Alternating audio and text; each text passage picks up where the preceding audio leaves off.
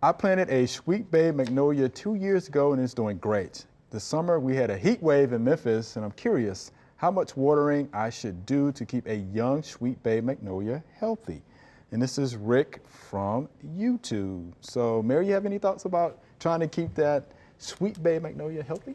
I think it's a great tree. I think it's a great tree. Yeah, so great choice on the tree.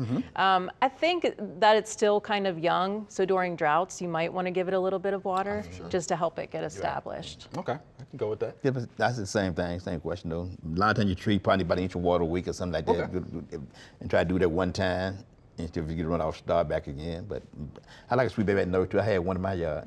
Hey, good trees. Yeah, I like that. Yeah. Yeah, definitely have to keep it watered during drought-like conditions. It says 2 years old here. We did have a heat wave. I heard recently it's one of the second hottest summer in Shelby County, in Memphis. So you definitely want to, keep it watered during the drought. And then sweet bay magnolias, another name for sweet bay magnolias are swamp magnolias. It's all in the name, swamp. So it likes moist soils, but those soils have to be well drained at the same time. So yeah, sweet bay magnolia, swamp magnolia. So make sure it gets the water that it needs. It should be just fine. I think we all enjoy sweet bay magnolia. Yeah. We hope you enjoyed the video. We have hundreds more. To subscribe, just click below.